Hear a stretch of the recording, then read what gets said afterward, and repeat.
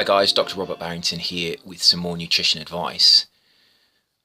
Before I start this video, can I just remind you, if you like it, if you find it useful, if you could give me a thumbs up in the box below. And if you haven't already subscribed to my channel, I would invite you to do so. This is really a nutritional channel that is aimed at helping you become your own nutritionist, so that you can improve your own health. You can work with yourself, you can listen to your own body, you can use my information with other information, and you can use it to drive your health forward. So if you haven't already subscribed, please do so. What I wanted to talk about today was a comparison between a traditional low-fat weight loss diet with a low carbohydrate diet. This is an area of contention. The traditional view is that because fat contains high amounts of calories, because fat contains 9 kilocalories per gram, it's a very rich source of energy. So if you cut fat out of the diet, you reduce the energy content of your diet, and therefore you reduce your energy intake, and that reduction in energy intake will then lead to a decrease in your body weight. That's theoretically true. Anecdotally, weight loss diets are very difficult to get right, and the problem with this is that really people don't address the cause of the weight gain. The cause of the weight gain really isn't overeating. The cause of the weight gain is eating the wrong foods. If you eat the wrong foods, obesogenic foods such as sugar, that drives insulin resistance. That insulin resistance then causes weight gain. Simply cutting your calories by removing fat from the diet is not going to be an effective strategy. You could cut the fat from the diet, continue eating sugar, which is obesogenic, and you will find it very difficult to lose body weight. It's also very worthwhile highlighting that body weight is not the same as body fat. You can lose body weight, and much of that weight can be muscle. Really, the aim of a weight loss diet is to lose body fat. If you lose a lot of muscle, your resting metabolic rate is reduced. That damages your metabolism, and therefore you're much more likely in the future to gain that weight back. So traditional low-fat diets, they do have a place. They have been used, and some people do find success with them, but really it depends how you do them. When we compare them to low carbohydrate diets, what we tend to find is that low carbohydrate diets are much more successful. Now the reason for this is that sugar is a carbohydrate. Sugar is probably the most obesogenic compound in our diets. If you eat a low carbohydrate diet, you therefore have to remove sugar. And if you're removing sugar, which is obesogenic, you're removing probably the compound that has mostly contributed to your weight gain. And this is why so many people do so well on low carbohydrate diets. Some people call them the Atkins diet. The Atkins diet was just a particular type of low carbohydrate diet, which had very, very low levels of carbohydrates. But low carbohydrate can still include carbohydrate in the diet, and the amount that you have does vary, and that depends between the diet. But a low carbohydrate diet, anecdotally, is really a much more successful type of diet, and that's because it addresses one of the main causes of weight gain, which is sugar. Now, it's very interesting talking about anecdotal evidence, but what about scientific evidence? Is there any scientific evidence? Are there any scientific studies that have compared low-fat diets with low-carbohydrate diets? You'll be unsurprised to know there have been lots and lots of studies that have looked at these types of diets and compared them. Now, comparison studies are always very difficult because it's very difficult to actually get a fair comparison, because if you change one thing in the diet, you tend to change something else. So, for example, if you take carbohydrate out of the diet, you also have to take the fibre out of the diet, because all dietary fibre comes from foods that contain carbohydrate. So these studies that's a caveat to start with. These studies have to be taken in context. And they have to be taken as a whole and looked at and studied in detail. But if we do that, if we look at studies like meta-analysis, which have been done in order to be able to do a wide scale have a wide scale understanding of how these diets stack up together, what we tend to find is that low carbohydrate diets are more they're more successful in the long term, in the medium term. They do cause initial weight loss, but nearly every single diet causes weight loss initially. This is what we find from the studies. It doesn't matter what type of diet you go on. If you restrict calories or if you change what you're eating, the vast majority of people will lose weight to start with. And we're talking in the short term, number of weeks. So studies that have looked at people's weight loss over a number of weeks are actually a little bit disingenuous, because you're always going to have that weight loss. But if we look at longer term studies that maybe go on for 6 months, maybe up to a year, 2 years, what we tend to find is that low carbohydrate diets tends to be more successful. Now, I'm going to put a link to a study, a meta-analysis study that actually compared a number of different studies and analysed them together as a whole in order to be able to come to a conclusion as to whether low carbohydrate diets were more successful than low fat diets.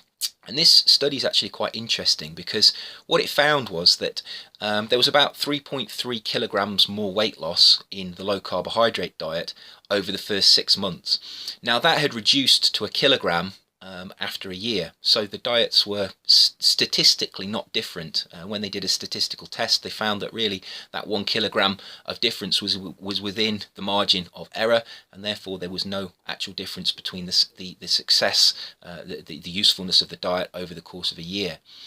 But the key thing about this study was that the low carbohydrate diets did not require the subjects to restrict their calories in any way. They could eat as much food as they wanted, they just weren't allowed to eat high amounts of carbohydrate. However, the low fat diets required a restriction of energy. Now, this is pivotal in this study and generally and general understanding of this. Other studies that I've talked about previously that you can find on my website have also noted this point, that low carbohydrate diets are successful even if the person doesn't consciously try and restrict the energy. As long as they restrict the carbohydrate content of the diet, those diets are as successful as any other type of diet. In order for a low-fat diet to be successful, there has to be an energy restriction component. And this is why, over the long term, low-carbohydrate diets are more successful. Because if you're not consciously restricting energy, if you're eating as much as you want until you're full, if you're satisfying your appetite, you're much likely to stick with that. You're much more likely to stick with that diet over the long term. It's very, very difficult to stick on an energy-restricted diet, because obviously after a while your appetite starts to increase, and as your appetite increases, you're then fighting the will to eat food, and at some point you will lose that battle. Your brain is a very, very strong, has a very strong ability to convince you to eat if it wants to, and even the strongest-willed people eventually will succumb to the fact that they have to leave the diet and start eating higher amounts of energy. And this is the problem with low-energy diets and why they don't work. Really, you're always going to be battling your appetite, and eventually I guarantee that the appetite will win at some point in the future. Low carbohydrate diets are a way that they get around this problem, because they seem to have the same effects as other diets, but they don't require energy restriction, and that means you can stick with them for longer because you don't feel hungry all the time. And this is something that's quite often missed when these comparisons are made between these diets. Now, personally, I think the best type of diet is simply to eat a very high quality, high plant-based, really high quality diet based on something like a traditional Mediterranean diet. There have been studies that have looked at the Mediterranean diet, which is, it's not high in carbohydrate. It has a reasonable amount of carbohydrate, but they tend to be from whole grain sources. It's got lots of plant foods in it. There's obviously olive oil, there's olives, there's red wine, there's a certain amount of dairy, and depending on which part of the Mediterranean that you're talking about, there can be some quite fatty meats in there. There's a lot of the for example, southern France, they eat a lot of very fatty fowl meats, and goose, for example, is quite a fatty meat, and they eat these foods, and these foods appear not to be these diets appear to be very anti-obesogenic, and studies that have looked at these traditional types of diet, particularly the Mediterranean diet, have found that if you stick with them for the long term, they actually cause significant weight loss, and that weight loss is superior to people that are on low energy diets and people who are on low energy diets and also also exercising. In other words, you can follow a Mediterranean diet, and it's actually superior to going to the gym and consciously restricting your energy. And of course, on a Mediterranean diet, there's no need to do that. It's a healthy diet. And the reason it works is because it doesn't have any obesogenic foods in it. It doesn't have any metabolic poisons, and so all of the damage that's been done to your physiology through these metabolic poisons through consuming a Western diet is slowly reversed. Your insulin sensitivity increases. Your appetite regulatory systems return to normal. Your body tells you when you're full, so you don't overeat. There's no physiological detrimental effects from them. They're simply returning your body to a state of health. And when your body is in a state of health, you are going to find that you don't put weight on. Weight gain is really a way of your body saying there's something wrong with my physiology. So eating a high quality diet is really the best way to lose weight.